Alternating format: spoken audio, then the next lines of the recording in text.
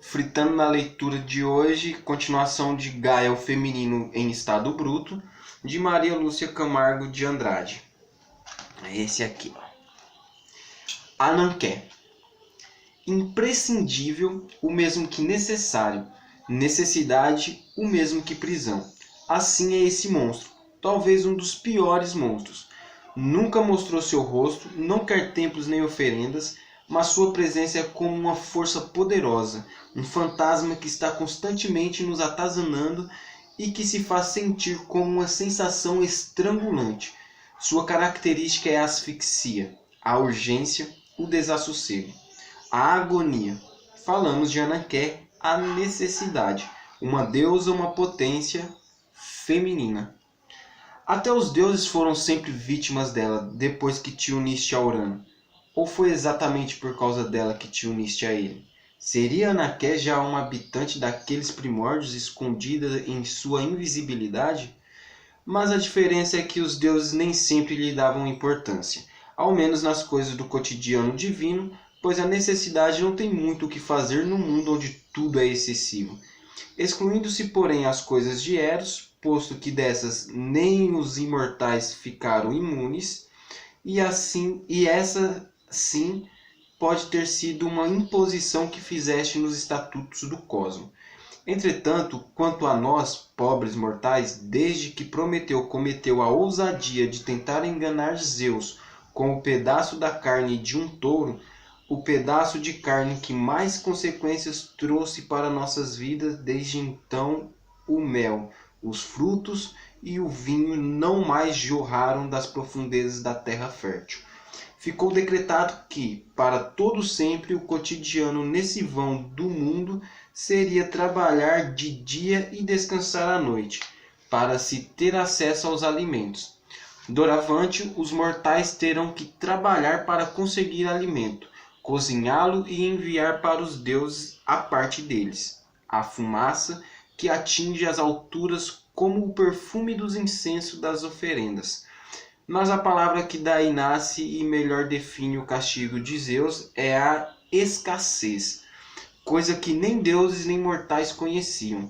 Os deuses continuam sem conhecer. Não contente, o ardiloso Prometeu quis ainda mais, quis o fogo que antes era de todos, mortais e imortais, mas cujo segredo era divino. Prometeu rouba uma semente do fogo de Zeus, esperma pirós, e a entrega aos homens, mas a esses não ensina a medida de seu uso, e deu no que deu. Zeus mais uma vez fica furioso. Era a separação de tudo, deuses, homens e animais irracionais, embora o Deus tenha deixado alguns resíduos de cada um dos dois nesse humano que acabava de ser recriado.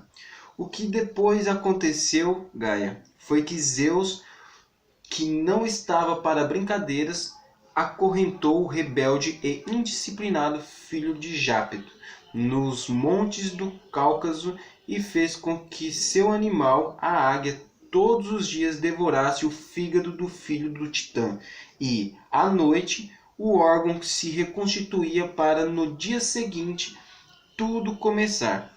Mais ou menos o que a escassez aliada com a necessidade fazem conosco. É a luta diária pela sobrevivência da matéria, aquilo que se convencionou chamar o pão de cada dia.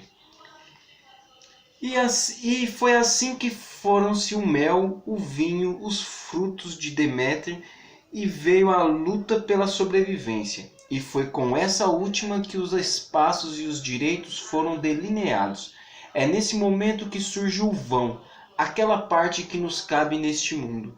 E surge também alguma coisa que lembra uma autonomia e o tal do livre-arbítrio. Em troca, perdemos o paraíso, ambos facas de dois gumes. Ananqué está também nas coisas diárias, nas guerras, mas essas também não foram invenções tuas, Gaia. As únicas necessidades que herdamos de ti são aquelas que dizem respeito ao mistério da vida e às coisas de Eros e Afrodite. Essa última, um outro tipo de luta pela sobrevivência, um outro tipo de escassez, sem a qual a matéria também não sobrevive, adoece, encontra uma maneira de se livrar de Ananqué. Ananqué está sempre onde há uma espera, o encontro indispensável do macho e da fêmea para a procriação, um princípio que se tornou obrigatório para todos os seres, racionais ou irracionais. Mas não ousaria censurar-te, Gaia. Esse foi talvez o gesto mais altruísta feito por um imortal, contrariando qualquer arrogância divina, impondo ao mundo uma atitude mais sentimental. Que tipo de imortal pode ter tido tal inspiração? Uma deusa feminina. Contudo, é sempre bom lembrar-te de que esse mesmo gesto, por um lado tão altruísta para uns, possui um certo ranço de autoritarismo, um equivocado determinismo para outros, pois com esse mesmo gesto, tão belo quanto impostor, criaste uma necessidade da qual Protógenes, que não gostava de mulheres, fez questão de culpá-la, dizendo: ter sido tu, a natureza, quem instigara forçosamente em nós este apetite, orexis, arrastando o feminino e o masculino um para o outro, pois somos levados a procriar como somos levados a alimentar-nos, conduzindo os homens a uma conduta que pode ser encontrada em todo o mundo animal, criando com isso uma necessidade elementar. O mesmo apetite que é encontrado nas moscas em relação ao leite e nas abelhas quanto ao mel. Assim nos conta Foucault. Ideias que talvez tenham lhe escapado, Gaia? Ou foi exatamente desse ponto que partiste, saindo do indiferenciado caos inicial em busca de uma primeira diferenciação, criando de tua matéria única uma outra? E é nesse contexto que podemos supor um retorno, ainda que voluntário, a esse estado primevo, uma porta sempre aberta para aqueles que escolhem um outro caminho, que não os mais convencionais, para entregarem-se aos argumentos de Eros. No entanto, mesmo nesses casos, ainda que os liberte de algumas redes, jamais é possível fugir a todas as que Ananqué, aliada ao amor, nos preparou. E assim Ananqué passou a seguir Eros e seu séquito. Onde eles estão, ela também está, a tal ponto que nos fica difícil distinguir por qual dos dois estamos possuídos. Nesses estados de delírio, as duas forças parecem brigar dentro de nós. Eros grita por liberdade e movimento, só assim o Deus pode se expressar em sua forma mais bela. Ananqué é o próprio oposto desse perspicaz epíteto com que Hesíodo nos presenteou. Eros solta membros. Ananqué quer o aprisionamento, o sufoco, e costuma ser representada como uma rede. Mas existirá a possibilidade de um amor erótico sem a presença de Ananqué? Será possível Eros sem Ananqué? Paixão sem a necessidade? Ou seria mais a necessidade da paixão? Ananqué é tão potente que se basta. Já Eros traz com ele o desejo. Traz também outras exigências mais selvagens. A liça, os ciúmes. Talvez seja a mais conhecida delas. Mas não seria o ciúme já uma das faces de Ananqué? Mas tudo isso são emoções que se mesclam, se confundem, ficando muito difícil de serem catalogadas e discriminadas, sendo só possível vivê-las. Só já é muito conseguir administrá-las. Contam que, ainda nos tempos do Olimpo, os amantes Ares e Afrodite caíram literalmente nas redes de Ananqué. Hefesto, que era artesão, já desconfiado das constantes traições da mulher Afrodite, construiu uma rede e fingiu ir ao Etna realizar seus ofícios. Escondeu-se em seu palácio, esperou que suas suposições se concretizassem, e então, quando os amantes já estavam no leito conjugal da deusa do amor, felizes da vida, ele acionou a engenhosa armadilha e a rede os envolveu.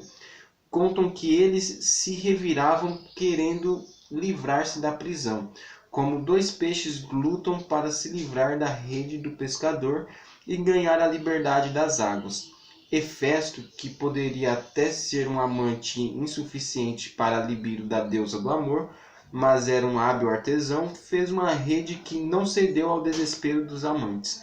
E foram muitos os olímpios que por ali passavam e puderam testemunhar o flagrante. Como tudo no Olimpo é um salve-se quem puder, aquilo fez os presentes darem risadas, ficando a coisa mais constrangedora ainda para o marido traído. Além do que, era uma oportunidade de os imortais verem Afrodite sem as costumeiras túnicas cor de açafrão, outro fato inesperado para o pobre Hefesto. Só Apolo, naquele dia, sem muito espírito esportivo, não achou graça nenhuma na situação. Resolveu acabar com aquilo e mandou que Hefesto soltasse Ares. Quanto a Afrodite, bem, para o deus da ordem, isso era uma ofensa à ala masculina do Olimpo. Então Afrodite achou por bem sumir por uns tempos, até que sua ausência tornasse monótona demais a vida no mundo dos deuses, que não conseguiam viver sem a presença dessa deusa, cheia dos sorrisos e dos enganos, cuja natureza é mutável e manhosa como a do mar, nas belas palavras de Torrano. E agora, Gaia, tendo se tornado essa cena tão remota, fico pensando qual dos três estava mais preso às redes da necessidade. Ares, Afrodite ou Hefesto? A única diferença era que as redes de Hefesto eram invisíveis, como as nossas. Houve uma filha tua de nome Pasífae, que era a rainha da próspera ilha de Creta, casada com Minos, e que acabou presa às redes de Ananké de uma forma um tanto original. Apaixonou-se por um touro de verdade e não um deus metamorfoseado. Mas devo acrescentar que não era um touro qualquer, era o touro mais lindo da Hélade, o preferido também do rei, e por isso mesmo Minos prometeu dá-lo de presente a Poseidon, aquele que das profundezas dos mares faz tremer a terra. Mas na hora arrependeu-se, tentou enganar o deus dando um outro touro branco. E se há alguma ocasião a qual os deuses não tinham piedade, era quando algum pobre mortal tentava enganá-los. Mais uma história em que um simulacro é a arma do crime, mais um touro. Assim, Poseidon encontrou a punição certa para a ousadia. Fez com que sua mulher se apaixonasse pelo belo touro prometido. E foi o que aconteceu. Pasífae passava os dias na janela do castelo contemplando o esplendor e o vigor daquele quadrúpede, e quanto mais contemplava, mais se sentia dominar por um calor e um desejo incontroláveis. Queria desesperadamente ser possuída pelo touro. Eros e Ananké pareciam ter entrado no acordo com Poseidon e não a deixavam em paz. Não comia, não dormia e não mais se deitava no leito conjugal. Preferia passar as noites na janela em seus devaneios com o touro do que usufruir da companhia do marido ao seu lado. Em seus delírios, chegava a sentir a pele macia e os músculos do touro envolvendo-a.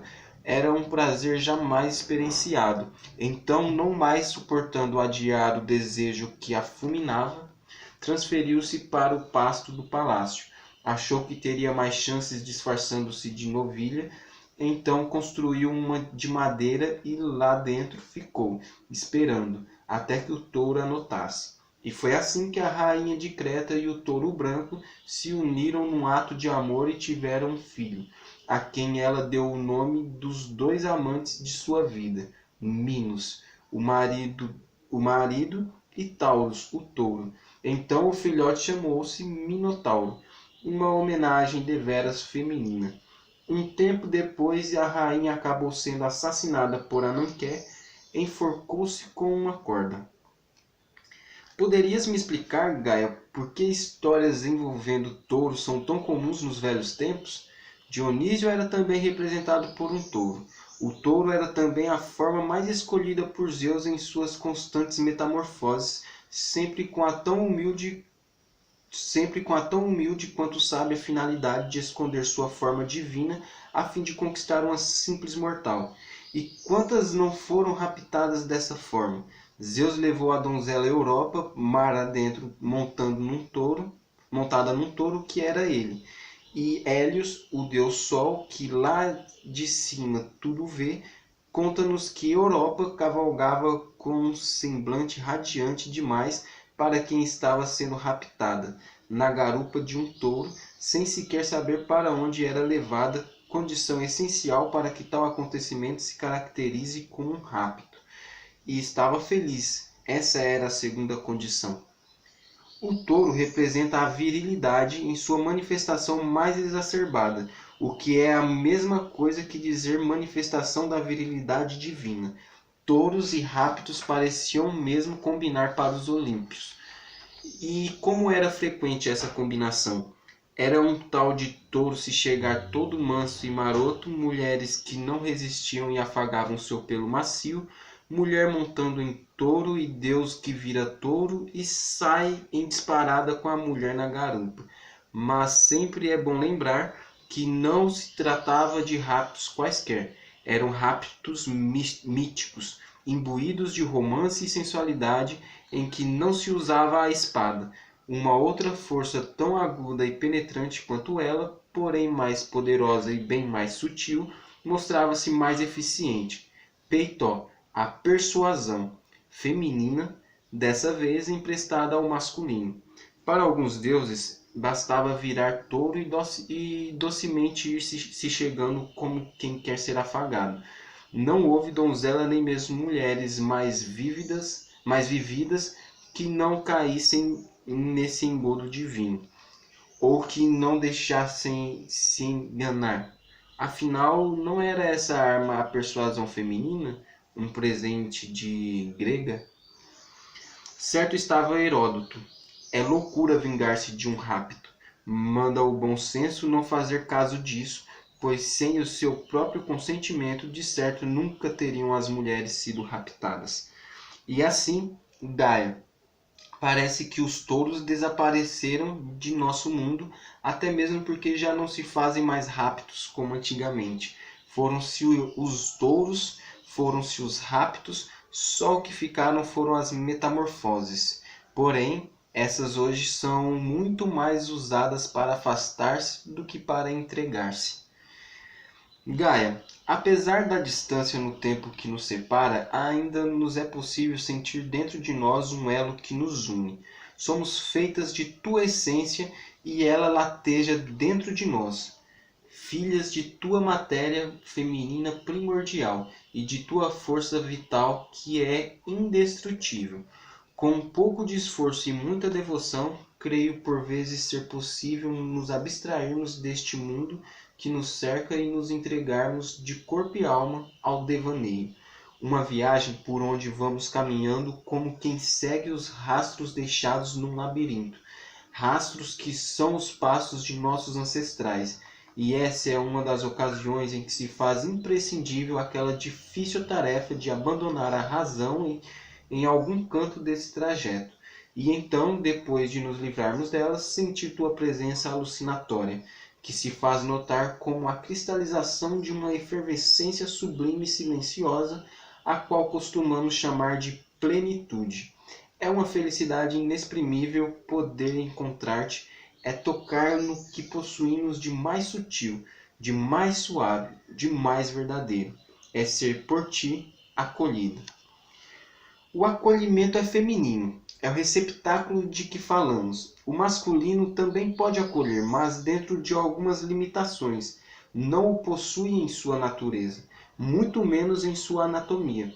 Constroem-se templos, grutas, mas essas construções nada mais são do que tentativas de se reproduzir um retorno àquele estado da alma que só o feminino pode propiciar, o acolhimento.